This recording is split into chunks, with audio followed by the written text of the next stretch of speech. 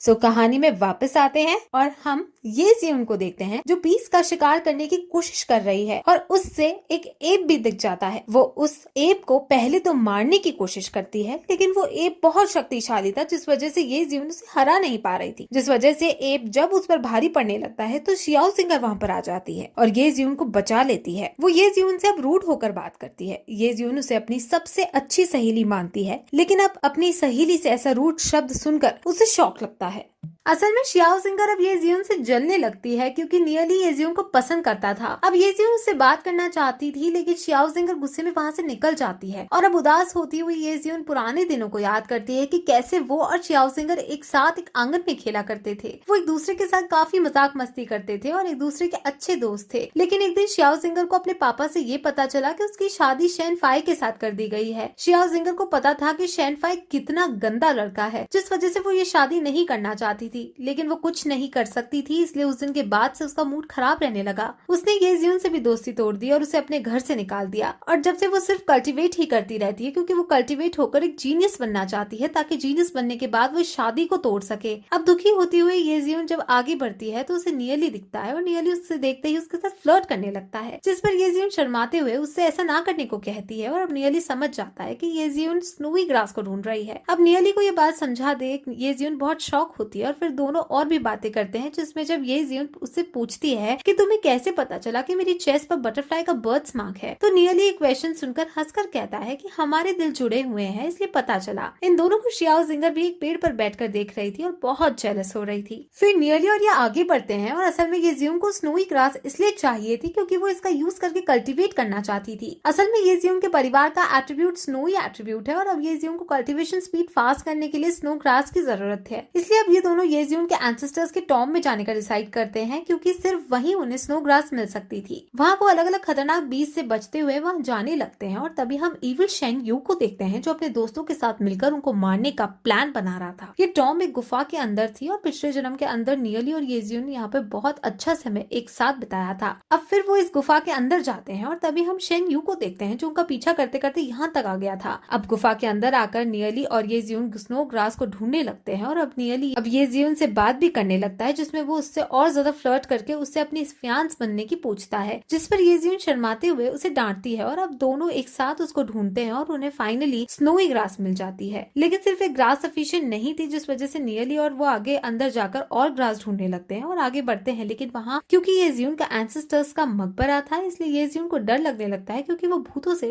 डरती थी। इसलिए वो नियली का हाथ पकड़ने के लिए नियली से पूछती है और इस सुनहरे अवसर को नियली अपने हाथों से जाने नहीं देता और वो दोनों आगे बढ़ते हैं और उन्हें एंसेस्टर्स के कई सारे टॉम दिखते हैं। वहाँ उनके पीछे शेन यू भी आ जाता है और वो नियली को येजियन के पास देकर जलने लगता है और वो जलन के मारे इन दोनों को यही मारने का डिसाइड करता है और इसलिए वो गुफा से बाहर जाने के रास्ते में बहुत बड़ी बर्फ की दीवार खड़ी कर देता है। वो उन्हें गुफा के अंदर ही हमेशा के लिए बंद करना चाहता था। वही येजियन और नियली एंसेस्टर्स को नमस्कार करने लगते हैं और तभी अचानक वहाँ एक स्पिरिट उनके सामने आती है। वो स्पिरिट अपने आप को यहाँ का रक्षक बताती है और कहती है कि तुम दोनों यहाँ से भाग जाओ वरना बहुत बुरा होगा। और फिर वहाँ बहुत तेज हवा चलने लगती है, जिस वजह से नियली और येजियन उड़कर अपने आप टॉम से दूर हो जाते हैं। अब उन्होंने क्योंकि स्नोई ग्रास हासिल कर ली थी इसलिए नियली और वो वापस जाने का डिसाइड करते हैं, लेकिन वापस जाते वक्त वो एग्जिट को बंद हुआ पाते हैं और नियली समझ जाता है कि ये शेन यू का ही काम है। वो दोनों उसे चाहकर भी नहीं दौड़ पा रहे होते हैं, इसलिए अब वो वापस टॉम के पास जाने का डिसाइड करते हैं। वो दोनों अब वापस टॉम के पास जाकर टॉम के रक्षक से मदद मांगते हैं और उन्हें सब बताते हैं, जिस पर टॉम का रक्षक येजियन की तो मदद करने को तैयार हो जाता है, लेकिन वो नियली से उसका इंट्रोडक्शन पूछता है, जिस पर नियली अपने आप को येजियन का फियांस बताता है। और अब क्योंकि येजियन और नियली दोनों उसी परिवार के हैं इसलिए रक्षक उनकी मदद को तैयार हो जाता है और वो येजियन को ताकत देने लगता है। वो येजियन को इतनी ताकत देता है जिससे वो एग्जिट में खड़ी बर्फ की दीवार को तोड़ सके और अब पावर देकर येजियन को उसे स्टेबल करने के लिए मेडिटेट करना था,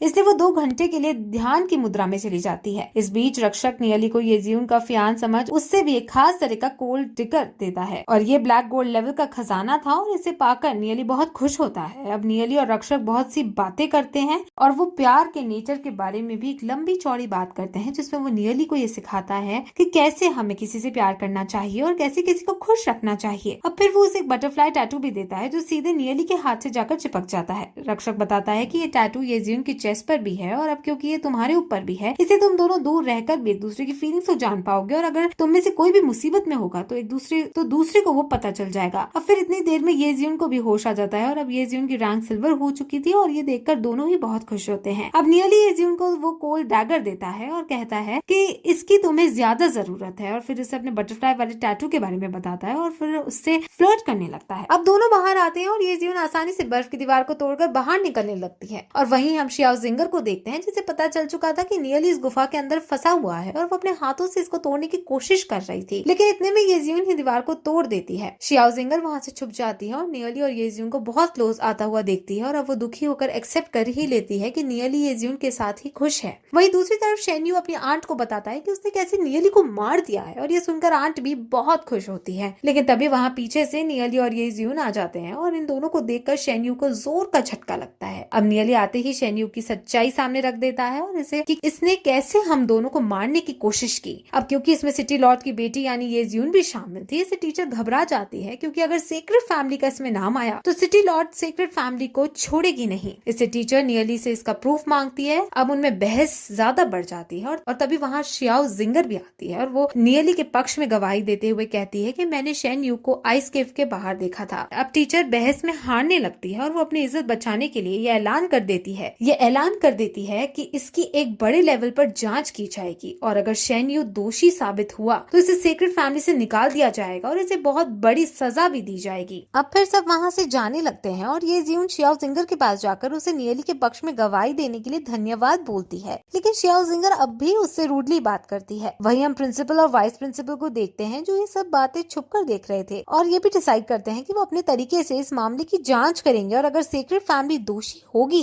तो उसे सजा देंगे। अब फिर रात को हम शियाओ जिंगर को देखते हैं जो अपने फादर के पास आती है और वहाँ आप दोनों बातें करते हैं और अब हमें यहाँ से पता चलता है कि शियाओ जिंगर ने अभी अपने फादर को अपने अंकल के बारे में नहीं बताया है कि वो कितने बुरे इंसान है। उसके फादर शियाओ जिंगर को बताते हैं कि शियाओ यी और चेयरमैन शियाओ टी माउंटेन पर इन्वेस्टिगेट करने गए थे और वहाँ उनको मधुमक्खियों ने काट लिया था। उसके फादर को ये नहीं पता था कि वो नियली को मारने गए थे और नियली ने ट्रैप रच उनको मधुमक्खियों से कटवाया था। और फिर अब हम नियली को देखते हैं जो एल्केमी एसोसिएशन के अंदर बैठा था और वहाँ पर वो येजियुन के लिए एक खास पिल बना रहा था और तभी वहाँ फिर डायरेक्टर यांग आती है और नियली से उसके लिए भी एक खास पिल बनाने की जिद करती है, जिस पर नियली अब उसकी बॉडी को चेक करता है और फिर उसकी कल्टीवेशन स्पीड को बढ़ाने का तरीका उसे बताता है। डायरेक्टर यांग का एट्रीब्यूट लाइटनिंग क्लाउड का है और अब कल्टीवेशन स्पीड को तेज करने के लिए उन्हें रेड लाइटनिंग पिल खानी होगी। रेड लाइटनिंग पिल लाइटनिंग मंकीज के अंदर पाई जाती है और ये मंकीज को ढूंढना बहुत मुश्किल भारी काम है क्योंकि ये बहुत कम होते हैं और बहुत ज्यादा शक्तिशाली होते हैं। अब फिर वो दोनों डिसाइड करते हैं कि वो शहर के लोगों को इन बंदरों को ढूंढने के लिए कहेंगे और जो भी इन बंदरों को ढूंढेगा उनको एल्केमी एसोसिएशन की 50 मिलियन सीकों का इनाम दिया जाएगा। अभी नोटिस बोर्ड में छपवा दिया जाता है और ये देखकर सब उस मंकी को पकड़ने का डिसाइड करते हैं। वहीं हम सीक्रेट फैमिली के अंदर टीचर शेन्यू और डार्क गिल्ड के आदमी को देखते हैं जो सीक्रेट फैमिली के मैनेजर के पास खड़े थे। शेन्यू सबके सामने डार्क गिल्ड के आदमी पर गुस्सा करके कहता है कि तुमने उन्हें केव के अंदर मारा क्यों नहीं, तुम बहुत बड़े डरपोक हो। ये सुनकर टीचर शेन्यू को थप्पड़ मारती है और उसे चुप रहने को कहती है, जिस पर अब डार्क गिल्ड का आदमी एरोगेंसी दिखाता हुआ कहता है कि लगता है सीक्रेट फैमिली अब डार्क गिल्ड के साथ खुश नहीं है। असल में डार्क गिल्ड का यहाँ दबदबा है और सीक्रेट फैमिली डार्क गिल्ड से डरती है और क्योंकि शेन्यू ने अभी भी डार्क गिल्ड के आदमी की बेइज्जती की है, इसे सीक्रेट फैमिली का मैनेजर खड़े होकर शेन्यू को लताड़ता है और उसे भगा देता है। इस डार्क गिल्ड के आदमी का नाम युन हुआ है और ये डार्क गिल्ड का एग्जीक्यूटिव है। अब युन हुआ मैनेजर को बताता है कि एल्केमी ने लाइटनिंग मंकी को पकड़ने के लिए 50 मिलियन का इनाम रखा है और अब वो इस पर इन्वेस्टिगेट करने का डिसाइड करता है और वहाँ से फिर चला जाता है। टीचर इस एग्जीक्यूटिव का एटीट्यूड देखकर बहुत गुस्सा करती है और मैनेजर से पूछती है कि हम डार्क गिल्ड से नाता तोड़ नहीं सकते क्या, क्योंकि डार्क गिल्ड वाले बहुत एरोगेंट और एटीट्यूड में रहते हैं। जिस पर मैनेजर बताता है कि ये डार्क गिल्ड बहुत शक्तिशाली है और माना जाता है कि डार्क गिल्ड का हेड लेजेंडरी रैंक ये मो से भी ज्यादा ताकतवर है। ये सुनकर टीचर की आंख खुली की खुली रह जाती है क्योंकि आज